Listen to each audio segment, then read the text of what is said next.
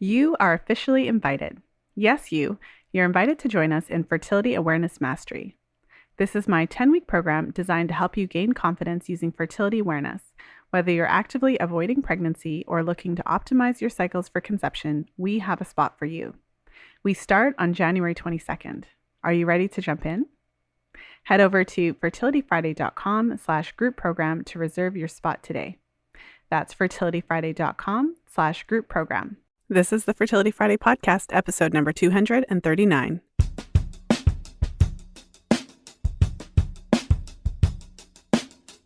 Welcome to the 239th episode of the Fertility Friday podcast. Thank you for joining me today. I'm Lisa from fertilityfriday.com, and this is your source for information about the fertility awareness method and all things fertility.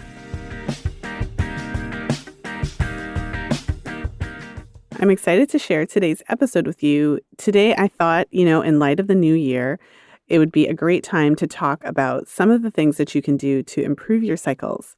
And so in this episode, we're going to go through 6 ways to improve your cycles in 2019. And if you're listening in real time, today is the last day for early bird pricing of Fertility Awareness Mastery. We're actually starting in about 4 days?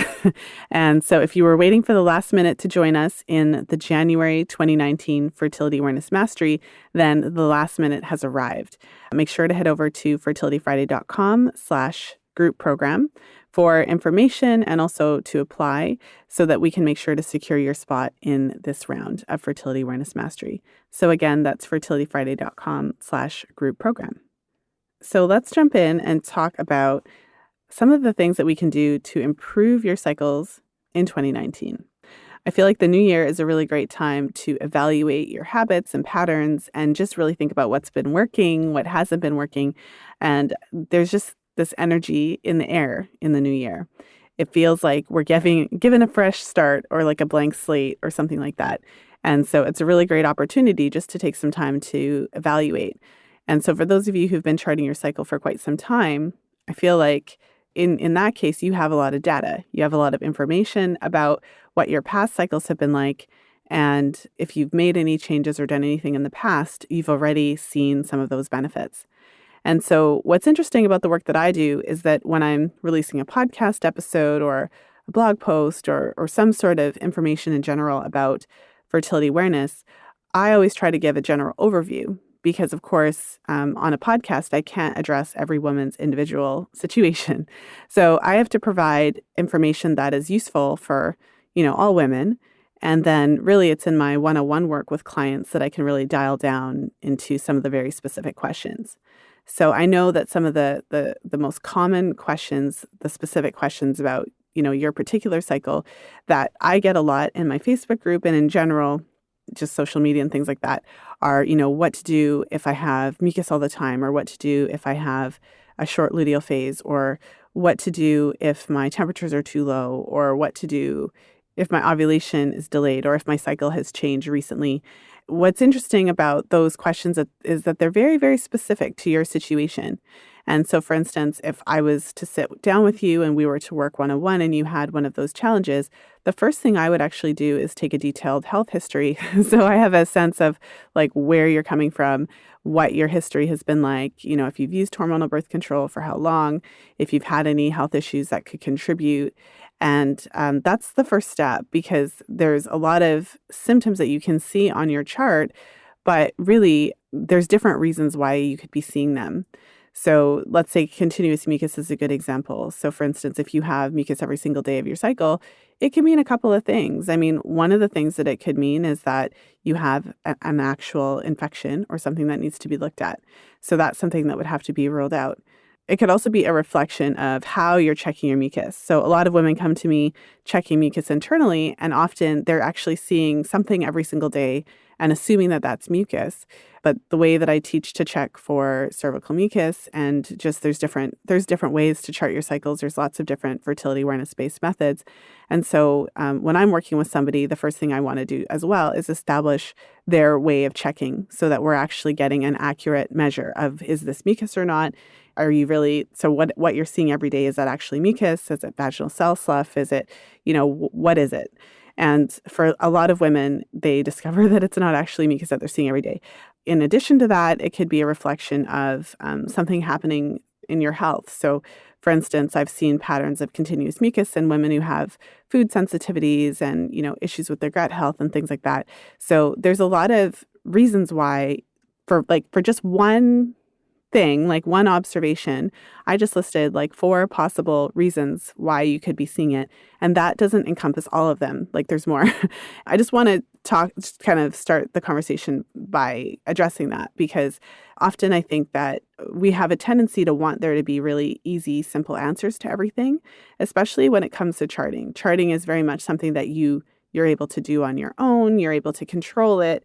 And I think for that reason, many of us underestimate the actual type of information that the chart can give us. So when you're having a certain health challenge and the chart is reflecting that, it doesn't mean that just because you can chart it, it's like going to be, oh, well, you've got this issue, just, take this, supplement, and then it's going to be better. Because there could be a much deeper reason that you're seeing it that's actually going to require more than just kind of adjusting something. So for instance, in the example of a gut issue or food sensitivity, well, a supplement isn't going to fix that. You have to actually figure out what's happening with the gut and then address it. And that can take time to actually get to the root of why you're seeing what you're seeing, like if that was the case. In today's episode, I want to talk about some of the foundational things. And these are often the things that we kind of want to, I think we underestimate how much some of these basic tenets of health can improve the menstrual cycle. And so before we jump to all of this complex stuff and supplementation and all kinds of stuff, I think it's really important to make sure that we're addressing the fundamentals, the basics. Because for, a significant percentage of women, just by addressing these fundamentals and looking at some of these basics, basic lifestyle / health related / dietary things, a lot of women see a lot of relief and improvement in their cycles just by addressing those before we jump to the conclusion that, oh my goodness, I must have a severe endocrine disorder. Sometimes if you just clean up some of the basics, that's enough to see significant improvements. So I'll run through the 6 ways to improve your cycles in 2019. I'll just start with the list and then we'll go through it afterwards. But I just wanted to kind of give you the overview so that you know what we'll be talking about. So the first thing, I don't know if it'll be a surprise to anybody, but the first thing that I'm going to talk about is getting better sleep. So number 1, get better sleep. Number 2, reduce your xenoestrogen exposure. Number 3, identify your vices. Number 4, address any nutrient deficiencies. Number 5, chart your cycles. And number 6, de-stress. So of course, these aren't the only things that you can do to improve your cycles in 2019. But I know that a lot of these things are easier said than done. It's really easy to talk about getting better sleep, but it's not always easy to actually get the better sleep and to make the necessary changes to do it. For example, so I just wanted to kind of go through these and really talk about why they're important and encourage you to go into 2019 with this mindset of what can I do to improve my cycles this year? Okay, so let's talk about sleep. The first thing I mentioned, getting better sleep. And better sleep, I called it that because it's not just about getting enough, it's also about getting good quality sleep. And so this is essential for hormonal balance. And there's a lot of different reasons for that. So, the first thing, in a perfect world, ideally, you would be getting at least 7 hours of sleep a night. And what the research tells us is that there's this point, and it's around 7 hours of sleep, where all of these different health risks become more prevalent for individuals who aren't getting sleep. And that's from cardiovascular issues to cancer, increased risks of developing certain cancers, and also fertility challenges, things like that. So I think just as that general idea, I know there's people out there that, some people need less sleep, some people need more sleep. But what the research suggests is that for adults, less than about 7 hours of sleep a night is not good. And some of you listening know that you need more than that. So some of us function ideally with about, 7 hours of sleep, 7.5. But some of us actually need more like 8, 8.5, 9. And that's something that each of us kind of know and have to kind of experiment with for ourselves. So, the first thing would be getting enough sleep. The second thing would be looking at what time you're going to bed. So in order to kind of align with your circadian rhythm, and also just with your body's your body's systems, how they function. Ideally, you'd be actually in your bed by 9:30 or 10, 11 at the latest. Now, I know that's not always possible with life being the way that it is, and especially if you have a job that requires you to stay up at night. So, for instance, shift workers, workers who are working in the night and sleeping in the day, that makes sleeping at a proper time each night kind of impossible. The scary thing about shift work is that, individuals who work shift work, the research is quite clear that it does increase your chances of a variety of different health issues. So specifically pertaining to your fertility, shift workers who, or individuals who basically, stay up all night regularly enough for their work are significantly more likely to experience endometriosis, for women in particular. And just in general, shift workers have an increased risk of certain illnesses and diseases. So I think that it's helpful to just recognize that it's actually hard on the body.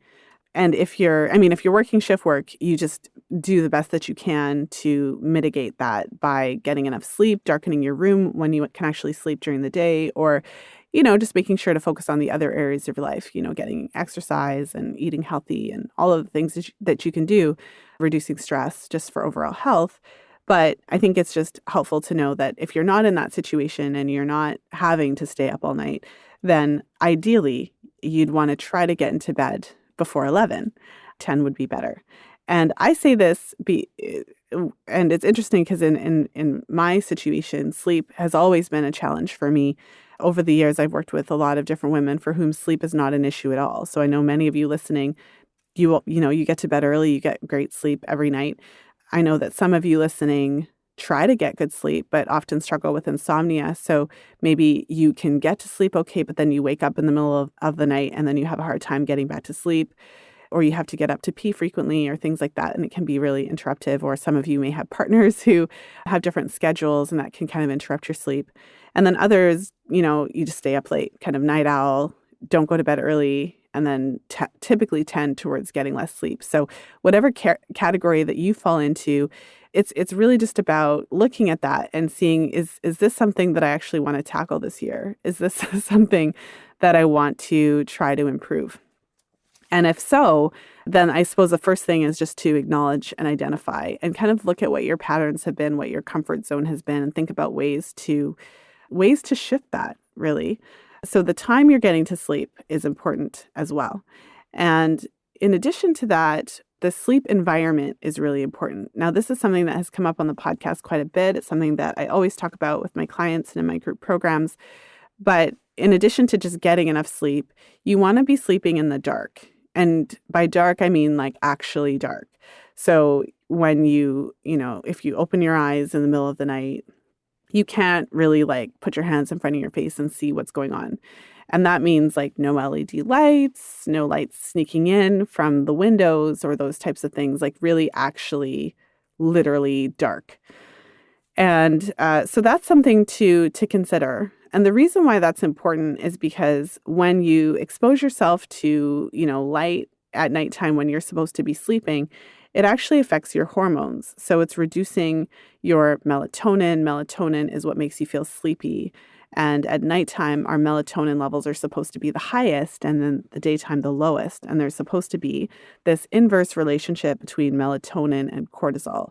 So cortisol is, our cortisol levels naturally surge in the mornings, especially when we're exposed to natural light or artificial light. And that is what gives us that sense of that feeling of alertness. It makes that tired go away. And, that's why some of us drink coffee in the mornings, because coffee affects our cortisol levels and helps us to feel more awake for more than that for other reasons. But just to get that sense that in the daytime, that's when we're supposed to be alert and awake. That's when we're supposed to have higher cortisol levels. And at the nighttime, that's when we're supposed to actually be relaxed and tired because we're supposed to be sleeping. And so our melatonin levels are supposed to be high, and then the cortisol is supposed to be lower. So when you're exposing yourself to light at nighttime, it's really important to note that light at night impacts your hormones and thereby impacts your menstrual cycle as well. And it's significant enough for me to put it at the top of the list because I think that many of us underestimate how big of a difference that could be. So probably the number one, question and comment that I've been getting recently is about the short luteal phase. What do I do? Is it, and often, so for instance, in my Facebook group, women will post about the short luteal phase all the time, and people will jump in with supplements and all kinds of stuff like, take this, take that, get progesterone cream, get your doctor to prescribe this and that. And that's typically the first thing people say, because you want to be helpful and you want to tell somebody, like, take this thing, because we very much live in a culture of, if you have X problem, you should be able to take Y, remedy, and it should just make it better. And again, this is why it's important to consider working with somebody to evaluate your specific situation. Not every woman needs a, progesterone hormone to remedy her progesterone levels. Some women really need to evaluate their lifestyle stuff. For some women, by adjusting their sleep environment and making sure they're getting enough sleep, and really kind of looking at their day-to-day routine to encourage better sleep.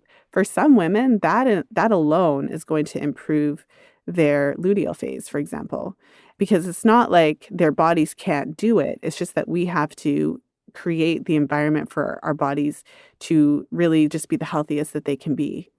So that's something to think about, because this sleep thing is free and available to all of us.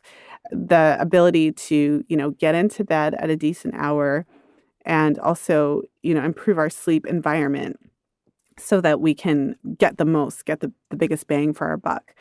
And so that's why I'm mentioning it first. And that's why I think it's important to just kind of bring this concept out, because it's not always that you have an endocrine disorder, and it's not always that you need to have medication. Sometimes you do. And sometimes it is an endocrine disorder. And sometimes you do need medication, but it's not every single woman that needs to jump to medication for issues of menstrual cycle health.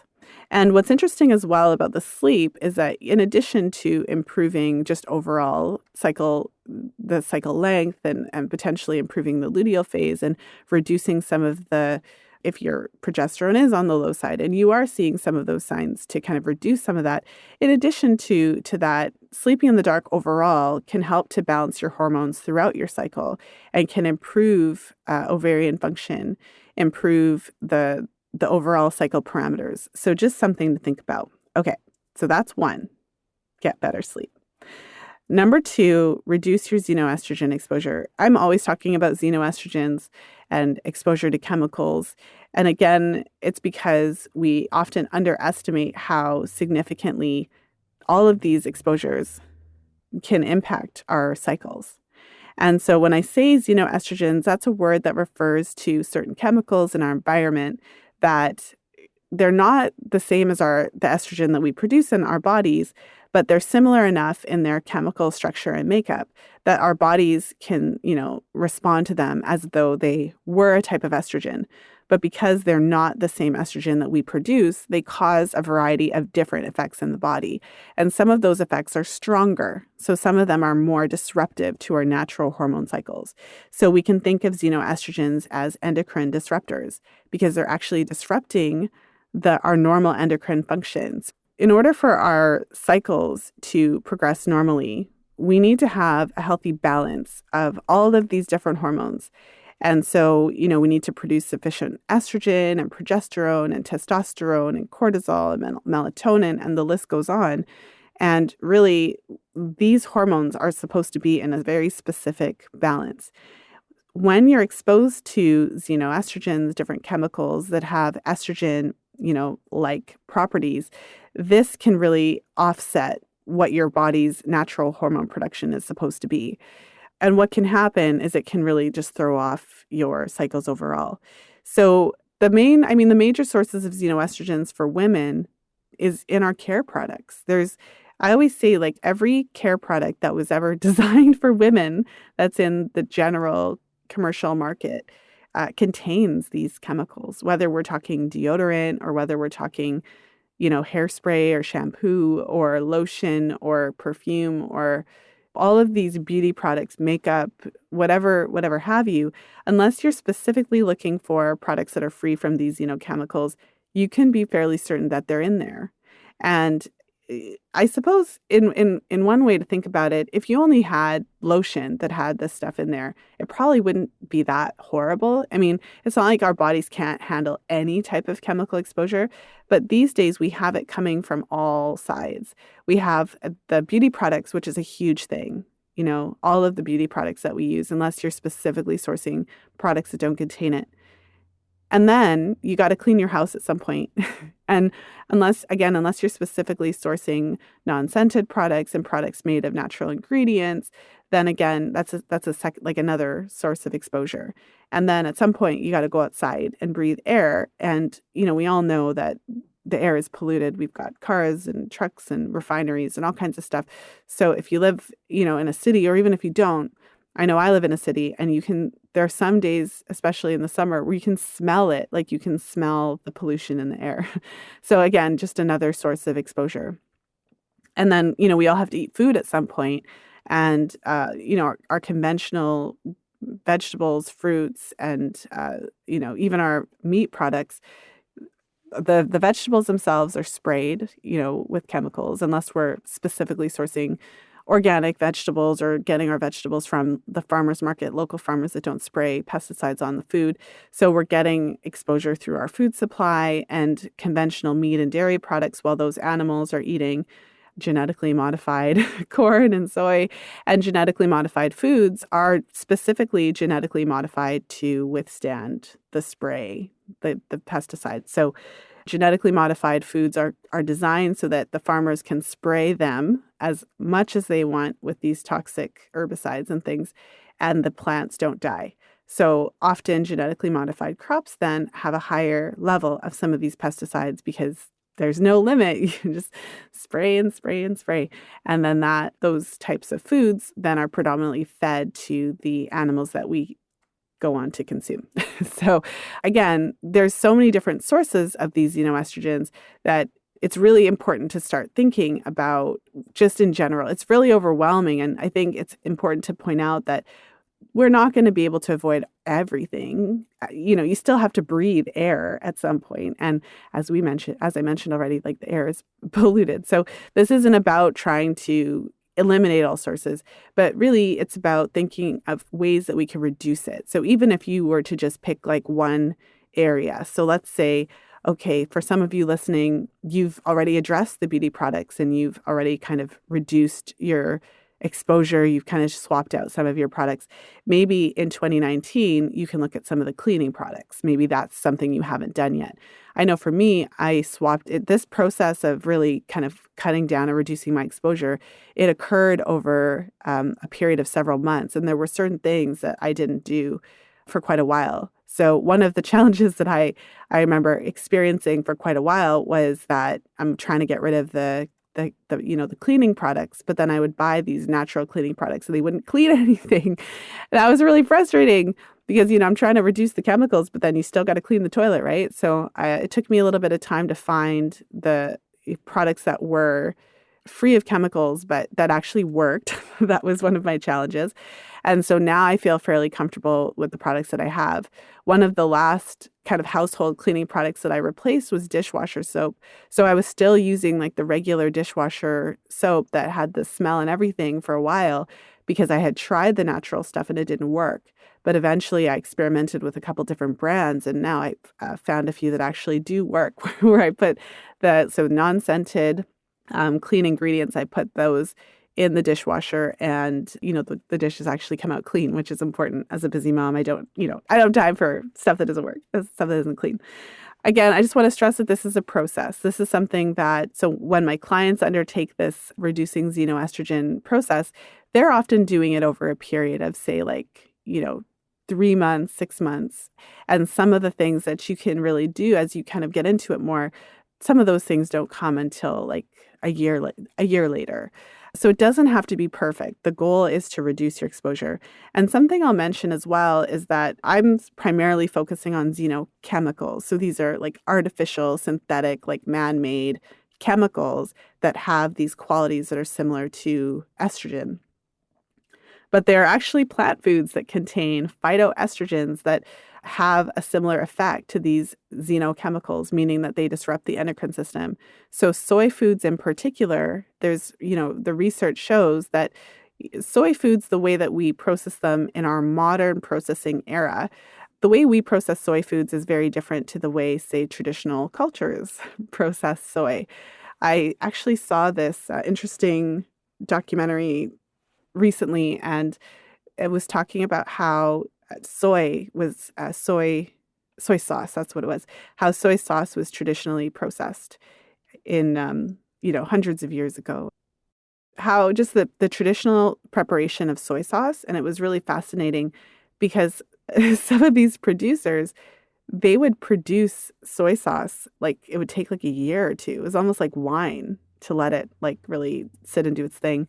And there was another example of how miso was prepared traditionally. And this woman, her miso it's a natural fermentation process to make miso out of soy. And she would leave it for 2 years at times, 2 years to allow the fermentation process to take place. So I think it's safe to say that there's no way that when, tempeh and tofu is processed these days, it's not. I don't know that it necessarily needs to sit that long, but I'm just saying this to illustrate that traditional soy preparations were done differently. And those preparations really allowed for things to break down. And often the soybeans, they would go through several waters so that a lot of the phytoestrogens would be either weakened or reduced from the final product. And so, modern soy processing doesn't do that. And that means that there's certain soy foods that are actually quite high in these phytoestrogens that have been shown to disrupt the menstrual cycle in a similar way that other xenochemicals would. And so, one of the ways that soy can disrupt the menstrual cycle is by delaying ovulation, and therefore you end up having longer cycles. So again, if you're struggling with longer cycles and you're not sure why, delayed ovulation, and you eat soy every day, then it doesn't mean that that's necessarily the reason, but knowing that it could do that means that you could just do an experiment. You could just cut it out for a cycle, or two, and then kind of track your cycle and see what happens. And then you bring it back and see if it improves it. And so, again, that's why this conversation, there's a lot of different things that can affect your cycle that they wouldn't necessarily be like the thing you think of first. So yeah, I just wanted to throw in a little bit of information about soy in the xenos. Number 3, identify your vices. So in the spirit of a new year, I think that this is the time when we can really capitalize on our natural inclination to kind of clear that slate and start fresh and think about things. We all have our vices. So for me, I love chocolate, and I've spent many years of my life eating way too much sugar. So I am, a recovering sugarholic, I guess you could say. Hi, my name is Lisa, and I love sugar.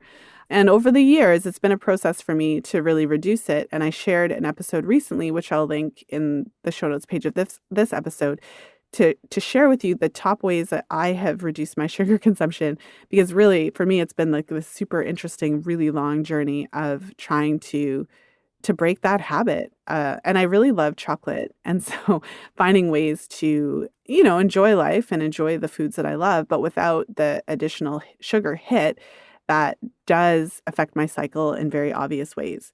So your vices may be different. It could be something like chocolate or sugar or candy or, baked spreads, whatever, the carbohydrate thing. So, the simple processed carbohydrate vice thing. And it could be something different. Maybe it's coffee. I know that's a thing. I actually had a really interesting conversation in my Facebook group recently. And this is something that comes up a lot with my clients, especially when I'm working with women who are trying to conceive. It's well, how much does coffee actually affect the cycle? And then it could be something else. It could be alcohol. It could be that, and it could be something that isn't necessarily considered unhealthy, because we're all different. And so for one example of that would be gluten. So it's interesting because I get a lot of books across my desk because, a lot of potential guests send me their books. They want to come on the show for an interview. And so I've seen a trend in some of these books to kind of outlaw gluten for everybody and say, no one should eat gluten ever. I disagree with that because we're all different. Because for me, when I'm working with someone, I'm looking at the chart. The chart is really the center. So what's happening in your cycle. So I mean, I would say that there's a lot of women for whom, they can eat bread occasionally and it's totally fine and nothing happens. They just live their lives. But there's a certain percentage of women for whom they eat bread products or gluten containing foods and it like sends their body into like a tailspin. So I've seen both sides. I've seen women who have literally like gluten, a little bit of it, and then they end up with severe GI, gastrointestinal discomfort, severe IBS symptoms, and that affects their chart in a number of different ways. So what's interesting is that, if you eat certain foods and they cause you a great deal of discomfort or you have like a reaction, it doesn't have to be a rash, but if you have a reaction that you notice, like you feel really, really tired or you end up constipated for 2 days or whatever, if you eat certain foods and you actually have a specific reaction, you might not register that that's actually a food sensitivity, but that's how one of the ways that food sensitivities can show up in your life. And what's interesting about food sensitivities is that we tend to have a relationship with the foods that we're sensitive to. And I've had this conversation with many clients who they don't even want to do the food sensitivity test because they kind of already know what's going to come up for them because they have a sense in themselves of how they respond when they eat certain foods that they love. And so they kind of know it already. So there's this really interesting relationship then between like the foods that you're sensitive to, and it's almost like you're addicted to the foods that you're sensitive to. So when I talk about vices, I actually put that in there because for some women, I've had this conversation with many clients. I'll ask them, I'll say, well, have you noticed that when you eat certain foods, you have any type of reaction? Is there anything that you've noticed? And then that's when it kind of comes out. And often women will be able to list to me a couple of foods that they know that they are sensitive to. And when you're charting your cycles, that can show up in a number of different ways. So if you have if certain foods are actually triggering your immune system, it can affect your temperatures. If you have a sensitivity to certain foods, or if you have like GI issues, like gut issues, then certain foods can actually trigger abnormal mucus production and delay ovulation and even cause the post-ovulatory phase to fluctuate. So it's really interesting when you're charting your cycles and you're paying attention to these types of things and you start to really be aware of how different things can affect your cycles and your charts, because once you become aware of it and you start paying attention and tracking it, it can be really, really eye-opening. So for 2019, then one of the ways that you can improve your cycle is to actually identify your vices. Because if I've learned anything from working with women over the years is that there's, no two women are the same. And you can take one, item of food or drink or something like that, give it to one woman and nothing happens, and give it to another woman and it totally sends her chart into a tailspin. So this whole concept of improving your cycles, there's a lot of general tenets that we can follow, but there's a lot of individuality at play. And so you won't catch me saying like no one should ever eat, gluten or whatever. But for some women, they really shouldn't, depending on how seriously they react when they have it. And so for you have to kind of determine if there's anything that you're exposed to on a regular basis that could be detrimental and could be negatively impacting your cycles. Okay. Number 4, address nutrient deficiencies. So again, that's also an individualized thing. If you've recently come off of hormonal birth control and you were on it for, a really long time, like 5, 10, 15, 20 years or something like that, it's helpful to know that, hormonal birth control depletes specific nutrients, including B vitamins, particularly vitamin B6, folate, vitamin B12, zinc, magnesium, selenium, coenzyme Q10, like it just goes on. But I think it's really helpful to know that in certain situations, you might be more likely to have certain types of nutrient deficiencies. And so, one way of identifying and addressing that is to work with a practitioner who's willing to actually do a couple of panels for you and test some of these so that you have some data. I live in Canada. Canada is like pretty high up north, and vitamin D deficiency is so common that, our healthcare system, which is free, doesn't even cover a vitamin D test because then, so many people would just be deficient. But it's still helpful to think like maybe I should get my vitamin D tested to see where I'm at. There's all this information presented online, like this is how much you should take every day and all that kind of stuff. But it's so individualized. You could have one woman that's totally sufficient and another woman that's really deficient. Well, they need to take different amounts. So it's not always necessary to have every single thing tested. If cost is an issue for you, I know a lot of women may not be able to afford going out and getting every single thing tested.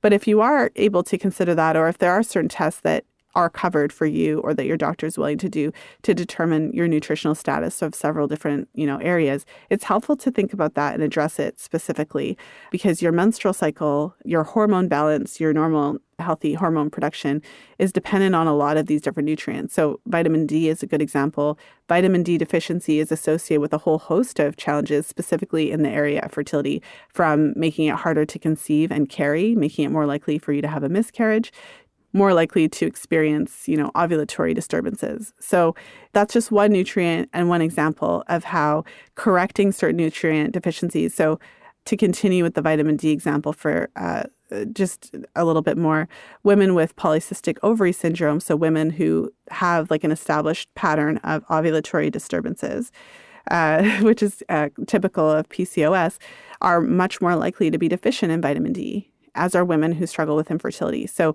in terms of improving your cycles overall, it's helpful to kind of stop shooting in the dark, identify if you do have any specific deficiencies, or kind of take your circumstances into account. Like maybe you did just come off of hormonal birth control or maybe you've had multiple pregnancies. Pregnancy is a time of your life where, the nutritional demands are highest compared to any other time in your life. And so if you've recently been pregnant, if you're in the postpartum period and you're thinking about trying to conceive again and you're wondering why your cycles aren't, fully there yet, that's one of the things that you can be looking at. Did I acquire certain nutrient deficiencies, or did I potentially have certain nutrient deficiencies going into pregnancy that were never addressed?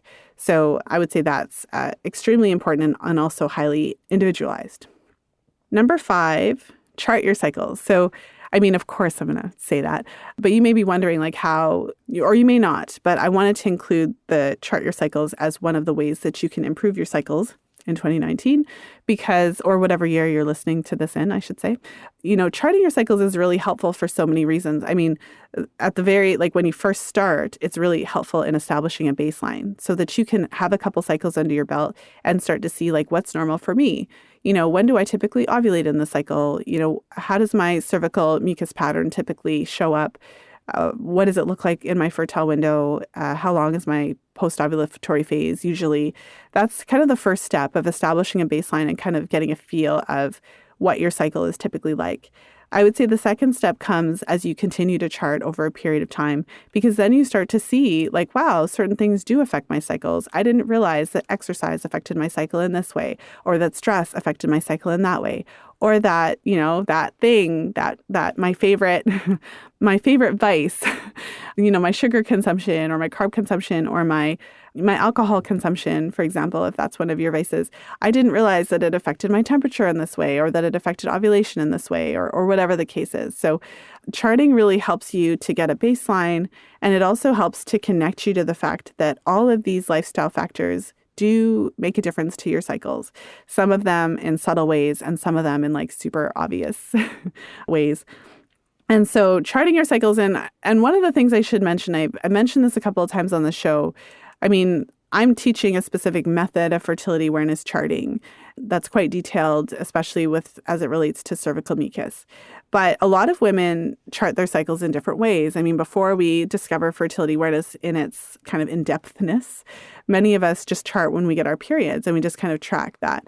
And that's valuable information as well. I think as you get more into this whole charting thing, you can really start to layer it. So you can start by tracking one thing. If this is all new to you, you could just start by tracking your temperature and just leaving it at that.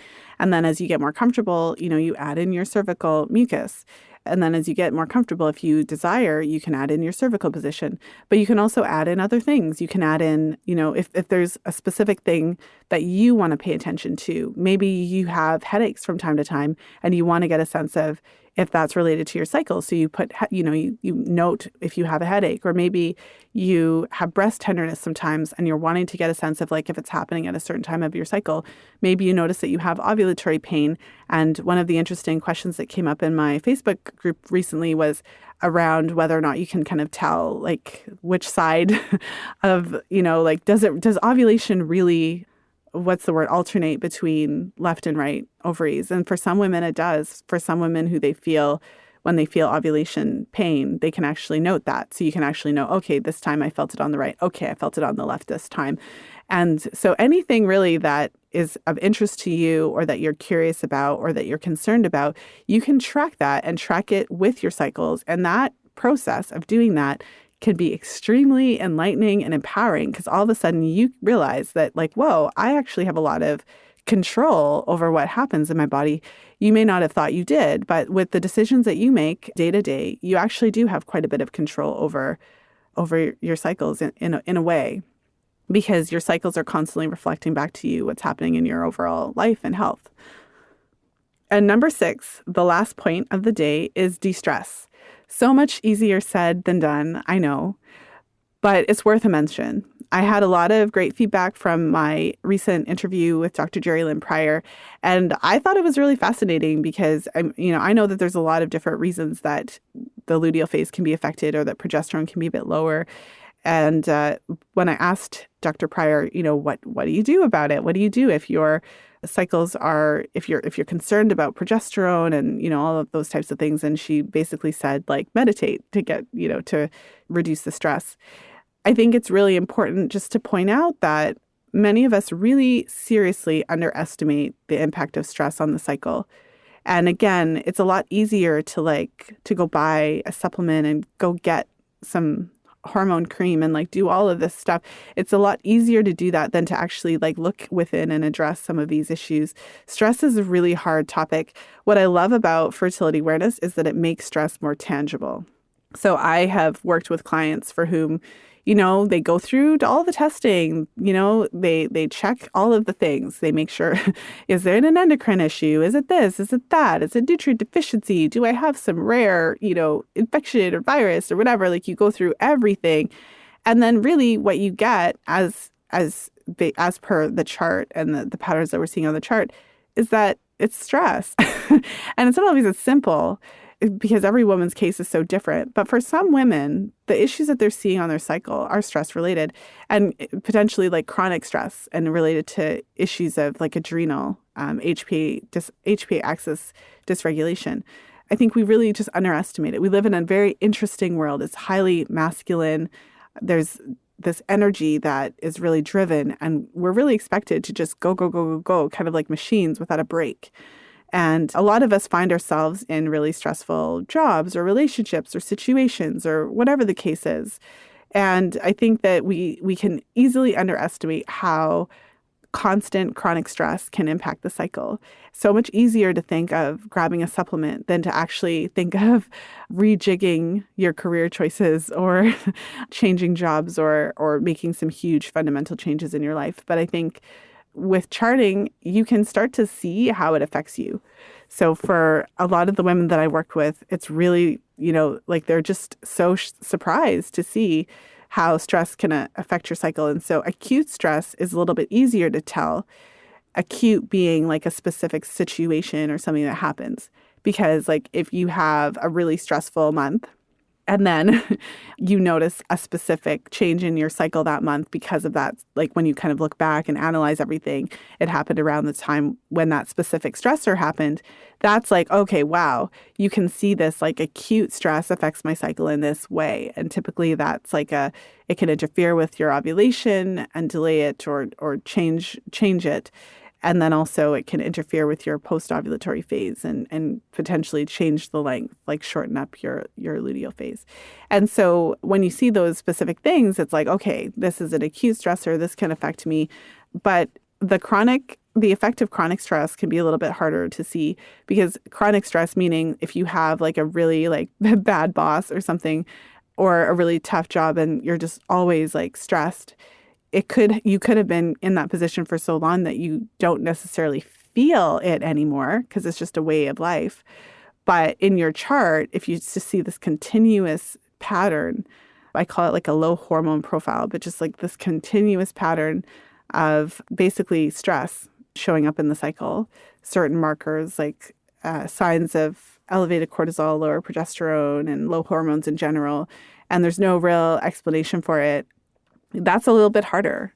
But what I love about charting is that it does, like, you do get like a printout essentially every month. And if chronic stress is an issue for you, then you typically do see it on the chart, which can be helpful, because I think for a lot of women, we have like an intuitive sense of like, okay, there could be something going on here. And you might be tempted to kind of dumb it down and be like, no, it's probably not that. It can't be that serious. Like, I'm tough. I can handle this. But when you actually start to see this repeated pattern in your chart, it can be really validating. It can really be this, finally you have evidence that this could be a problem. So de-stress, I mean, that's, again, easier said than done to de-stress. I've done a number of episodes about stress and HPO axis dysregulation, and I'll link some of those episodes in the show notes page. Some of the themes and topics that have come up on the show over the years have been, mindfulness, meditation, visualization, and just finding ways to address it and thinking of things that you can do. It doesn't always have to be something really time-consuming, something that is going to take hours a day, but if you're able to think of a few different practices. So I'll just give you a couple of examples. I mentioned meditation and visualization. Now, that's not necessarily for everybody, but there's a lot of scientific research behind meditation showing that it does change our brain, and it can transform the way that we experience stress and really reduce those markers of stress, like actually have an impact on our hormones, reduce that cortisol, and just improve overall well-being. So I think it's not for everybody. Everyone isn't necessarily comfortable with meditation or those types of practices, but it is helpful to know that there is science backing it. And really, it's kind of like, well, what are you going to do if you're stressed? You got to think of some ways to do it. So exercise can be extremely helpful to transform stress, whether that's like something more on the meditative side, like yoga, which is still hard, by the way. I love yoga, but it's not like you just sit there and like chill. It can be really physically challenging, physically demanding. But whether it's yoga or, running or walking in nature, whatever the case is, like your workout routine, that can be extremely beneficial to reducing stress, as can just like getting outside in nature and just thinking of what could work for you, spending time with friends and family, getting a dog if you don't have one, and spending, like spending time, but just thinking of ways to, what can you do to actually make a tangible impact on your stress day to day. And start with one thing this week that you could do, even just for 10 minutes or something like that. And it's hard because I'm basically saying like, add something else to your schedule. But especially if you know that this applies to you and you had that kind of concern about your own cycle, you were concerned that stress could be negatively impacting your cycle. I think especially in that situation, if you're really resonating with that, it's helpful to then grab a pencil, pad of paper, grab your cell phone and open up a text box or something like that. I use Evernote a lot, but, or an email or whatever the case, but make a list. Like, what are the things that could help you reduce your stress, and try to list at least 5 things and think if there's something that you could do this week that could impact it. And so that brings me to the end of my list for today. 6 ways to improve your cycles in 2019. And again, these are not the only things that you could do, but I'm sure that they got you thinking.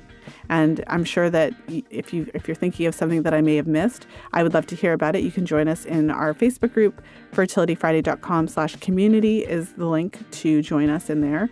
And, share with me what you would add to the list. It wasn't meant to be a complete list. It wasn't meant to be every possible thing you could do, but it's really meant to address that idea that you can really impact your cycles in significant and tangible ways by making a few specific tweaks and doing a few different things. So once again, number 1, get better sleep. Number 2, reduce your xenoestrogen exposure. Number 3, identify your vices. Number 4, address nutrient deficiencies. Number 5, chart your cycles. And number 6, de-stress. And so I just want to thank you for being here with me today, spending some time with me. I still feel like it's New Year. Whenever people are emailing me, I keep replying like, Happy New Year. Like, I know it's already been like 3 weeks, but I'm still there. I'm still like in that Happy New Year space. So that's what inspired me to share this episode with you, just to encourage all of us really, and even a reminder to myself to really start this year strong and to look at some of the things that we're doing, how we can really set ourselves up to have a great year and to really just improve and continue to improve our menstrual cycles, because they are basically reflecting back our overall health to us. So, it's a really great, I just love always having that marker and barometer to follow with regards to health overall. So for the links that we talked about in this episode, I mentioned a couple different previous episodes, and I'll kind of take a look through the catalog and see what other episodes could be helpful just in the same light as what we're talking about here today. Just a reminder, if you are wanting to join us in Fertility Awareness Mastery, January 2019, we are starting in just a few days. So if you're listening in real time, then make sure to head over to fertilityfriday.com/group program. If you're listening like on the Friday when it comes out, then today is the last day for early bird pricing. So if you were waiting for the last minute, then welcome. This is the last minute. And we still have a couple of spaces in the group as I'm recording this. So yeah, just head over to fertilityfriday.com/group program so that we can reserve your spot. And with that, I just want to thank you for listening. I hope you have a wonderful weekend and week coming up. I've got something exciting to share, so I'm planning to actually release a special episode on Monday. Got some exciting news to share, so stay tuned for that. And yeah, so enjoy your weekend. And as always, until next time, be well and happy charting.